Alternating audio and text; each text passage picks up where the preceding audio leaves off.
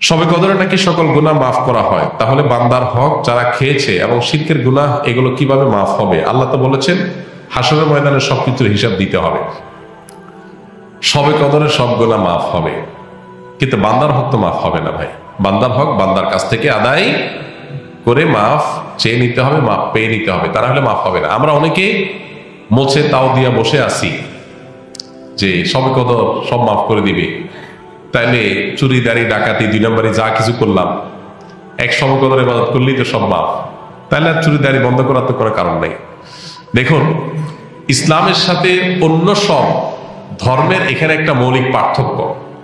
খোদ ইয়াহুদিরা, আল্লাহ কোরআনে তাদের সম্পর্কে বলেছেন, ইয়াহুদিরা বলে লান তামাসসানান নারু ইল্লা আইয়ামাম মাদুদাহ, তারা বলে আমাদেরকে আগুনে জাহান্নামে কয়েকদিন থাকা লাগবে, এরপর আমরা জান্নাতে থাকবো। অল্প কয়েকদিন থাকা লাগবে, অনন্তকাল আমরা জান্নাত অটোমেটিক আমাদের গ্যারান্টেড। এই জন্য তাদের অপরাধ থেকে বাঁচার কোনো গরজ নাই। খ্রিস্টানরা মনে করে ঈসা আলাইহিস সালাম তিনি শুলে চড়ে, যদিও তিনি শুলে চড়েন নাই কোরআনের বর্ণনা অনুযায়ী, তিনি আত্মাহুতি দিয়ে আত্মত্যাগ করে আমাদের সমস্ত পাপের দায় তিনি নিয়ে নিছেন। এটা কারা মনে করে? খ্রিস্টানরা। যেহেতু আমাদের সমস্ত পাপের দায় উনি নিয়ে নিছেন, অথবা আল্লাহ আমরা আর কিছু করবে না, আমাদের পক্ষ থেকে আমাদের নবী নিয়ে নিছে সব। এই জন্য তাদেরও কোনো পাপ না করার ব্যাপারে কোনো গরজ। ইসলাম এমন এক দিন, যে দিন বারবার করে কোরআনের পাতায় পাতায় বলেছে ও আল্লাহ তাজিরু ওয়াজিরাতুন বিজরা উখরা, কারোর পাপের বোঝা আর কেউ বহন করতে পারবে না, কোনো অপশন নাই। তুমি পাপ করছো, তোমাকেই পেতে হবে। এই জন্য একজন ইমানদার পাপ করলে সেটা প্রায়শ্চিত্ত করতে হবে। আপনি পাপ করবেন, অন্যের হক নষ্ট করবেন, আর শবে কদরে আপনারা মাফ করে দিবে। জি না, শবে কদরে আপনার ছোটখাটো গুনাহগুলো মাফ করে দিবে, কিন্তু আল্লাহর কাছ থেকে বান্দার হক নিয়ে মাফ পাইতে হলে তারটা তাকে ফেরত দিতে হবে, তার কাছে মাফ চেয়ে নিতে হবে, তারপর আল্লাহ তাআলা মাফ করবেন। অতএব এ বিষয়ে যেন আমাদের ঘাটতি না থাকে। শবে কদরে কি আসলে ভাগ্য পরিবর্তন হয়? ভাগ্য পরিবর্তন করতে কি কি আমল করা দরকার? ভাইরা আমার, লাইলাতুল কদরে মানুষের ভাগ্য লিপিবদ্ধ হয়। ভাগ্য লিপিবদ্ধ হওয়ার 4-5টা স্তর আছে, 4-5টা লেভেল আছে। বিভিন্ন লেভেলে লেভেলে মানুষের ভাগ্য নির্ধারণ হয়। মানুষের সৃষ্টির 1000 বছর আগে, 50,000 বছর আগে আল্লাহ তাআলা মানুষের তাকদীর লিখেছেন। আবার মাতৃগর্ভে থাকাকালীন সময় আরেকটা লেয়ারে লেখা হয়। এরপরে প্রত্যেক বছর লাইলাতুল কদরে আবার সেই চূড়ান্ত যেটা লেখা আছে এজমালি, ওইটারই বিস্তারিত লেখা হয় প্রতি বছর লাইলাতুল কদরে। কোরআন কারীমে সূরা দুখানে আল্লাহ বলেছেন ইন্না আনজালনাহু ফী লাইলাতিন মুবারাকাহ ইন্না কুন্না মুনজিরিন ফীহা ইউফরাকু কুল্লু আমরিন হাকীম। আল্লাহ বলেছেন আমি এই কোরআনকে নাজিল করেছি বরকতময় রাতে। কোরআন কোন রাতে নাজিল হয়েছে? শবে বরাতে না শবে কদরে? শবে কদরে। সেই রাতে আল্লাহ বলছেন ফীহা, অর্থাৎ সেই বরকতময় রাতেই ইউফরাকু কুল্লু আমরিন হাকীম, সব গুরুত্বপূর্ণ বিষয়গুলোকে আল্লাহ তাআলা ধার্য করেন। তো এখান থেকে বোঝা যায় লাইলাতুল কদরে সব মানুষের ভাগ্য নির্ধারণ। এখন কত ভাগ্য যেন ভালো নির্ধারণ হয়, তার জন্য কি করার আছে? সবচেয়ে বড় করা হলো ঈমান এবং তাকওয়া অবলম্বন করা। আল্লাহ বলেছেন যে ওয়ালাউ আন্না আহলাল কুরআ আমানু ওয়াত্তাকাউ লাফাতাহনা আলাইহিম বারাকাতিম মিনাস সামা। কোন জনপদের মানুষ ঈমান আর তাকওয়া আনলে আল্লাহ তাআলা বলেন আসমান থেকে বরকতের সব দুয়ারগুলো উন্মোচন করে দিবেন। আপনার ভাগ্যে ভালো কিছু লেখা হোক, চাইলে আপনাকে ঈমান আমলের চর্চায় এগিয়ে যেতে হবে। আমাদের দেশে মানুষ সব রাতে মসজিদে ভিড় করে, সারা বছর নামাজ কালামের খোঁজ খবর নেই, সব রাতে মসজিদে এসে ভিড় করছে। কেন? ভাগ্যে যেন ভালো কিছু লেখা হয়।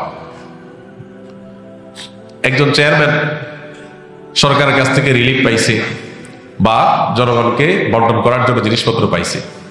তো চেয়ারম্যান সাহেবের পাতি যে সমস্ত নেতা আছে বা চেলা চামচা আছে, সহযোগী আছে, এরা ভাগ নিতে আসছে।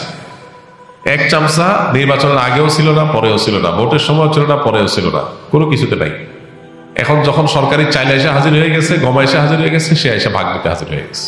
কি বলেন, এ পাবে ভাগে? আর যে সবসময় ছিল, ও যদি এই দিন হাজির নাও হইতে পারে, তারপর চেয়ারম্যান সাহেব তার জন্য ঠিকই রেখে দিবে যে তুমি এগুলো বন্টন করো তোমার এলাকাতে। তো একইভাবে আল্লাহ রাব্বুল আলামিনের আনুগত্য যদি আমরা সবসময় করি, ইনশাআল্লাহ আল্লাহ আমাদের নসিবে ভালো কিছু দিবেন। এক রাতের ইবাদত করে সব নিজের পক্ষে নিয়ে নিবা, সারা বছর আকাম কম করবো, এটা সঠিক পদ্ধতি না। দ্বিতীয়ত হলো লা ইয়ারুদ্দু তাকদীর ইল্লা দুআ। দোয়া এমন একটা হাতিয়ার যে আল্লাহ তাআলা তাকদীরের দুইটা পার্ট আছে, একটা গায়রে মুবরাম, একটা মুবরাম, একটা চূড়ান্ত, একটা অচূড়ান্ত। অচূড়ান্ত তো আমাদের দৃষ্টিতে, আল্লাহর দৃষ্টিতে সেটাও চূড়ান্ত। আল্লাহ জানেন যে আমরা সেটাকেও দোয়া করে পরিবর্তন করাই নিব। তো দোয়ার মাধ্যমে ওই তাকদীর পর্যন্ত আল্লাহ পরিবর্তন করেন। এই জন্য বিশেষ করে আল্লাহ কাছে দোয়া করতে হবে, লাইলাতুল কদর হোক অন্য সময়, ইনশাআল্লাহ আল্লাহ তাআলা ভাগ্যে ভালো কিছু দান করবেন। রমজানের শেষ 10 দিনের গুরুত্বপূর্ণ আমলগুলো কি কি?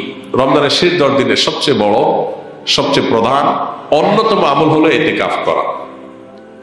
আমার যদি আল্লাহ তাআলা তৌফিক দিতেন একজন একজন করে রোজাদারের হাতে পায়ে ধরা বা অনুনয় করে বোঝানোর, তো আমি একজন একজন করে বোঝানোর চেষ্টা করতাম। রমজানে আপনি অন্য কিছু করতে পারেন না পারেন, রমজানে ফরজ রোজাগুলো রাখেন, গুনাহ থেকে বেঁচে থাকেন, আর শেষ দশকে ইতিকাফ করেন, বাস আপনার রমজান সার্থক হওয়ার জন্য যথেষ্ট হবে ইনশাআল্লাহ। নবী করিম সাল্লাল্লাহু আলাইহি সাল্লাম রমজানের রোজা দ্বিতীয় হিজরিতে ফরজ হওয়ার পর দশম হিজরিতে তিনি মারা গেছেন। এই কয়েক বছরের মধ্যে, 8-9 বছরের মধ্যে একটা বছরও তিনি ইতিকাফ ছাড়েন নাই। রমজান আসছে আর তিনি ইতিকাফ করেন নাই, এটা কোনোদিন হয় নাই। যে আমল নবীজি সাল্লাল্লাহু আলাইহি সাল্লাম জীবনে কখনো ছাড়েন নাই, আমরা বেশিরভাগ মানুষ এখানে আছি যারা জীবনে সেটা একবার করি নাই। এর চেয়ে বড় দুর্ভাগ্য কি হতে পারে? আপনি যদি রমজানের স্বাদ পেতে চান, শেষ 10 দিন মসজিদে বসে যান ইতিকাফে, আপনি স্বাদ দেখতে পাবেন। আমাদের হাজার ব্যস্ততার কারণে আমরা আসলে চাইলেও সব ইবাদত করে উঠতে পারি না। 10টা দিন মসজিদে আবদ্ধ হয়ে যান, অভূতপূর্ব এক আনন্দ পাবেন। এই জন্য ভাই, রমজানের শেষ 10 দিনের সবচেয়ে বড় আমল হলো ইতিকাফ করা। দ্বিতীয়ত, শেষ 10 দিনের অন্যতম আমল হলো বেশি বেশি ইবাদতবন্দি করা। নবী সাল্লাল্লাহু আলাইহি ওয়াসাল্লাম সম্পর্কে হাদিসে আসছে, কানা ইয়াজতাহিদু ফীহি মা লা ইয়াজতাহিদু ফী গায়রি। নবীজি শেষ 10 দিন যেরকম ইবাদত করতেন, এত কষ্ট করে ইবাদত অন্য কোনো সময় তিনি করতেন না। এই জন্য শেষ দশকে সবচেয়ে বেশি ইবাদত করা দরকার। আমরা তো মার্কেটে যে সময় নষ্ট করে ফেলি। শেষ দশক সারা রাত জেগে ইবাদত করা দরকার।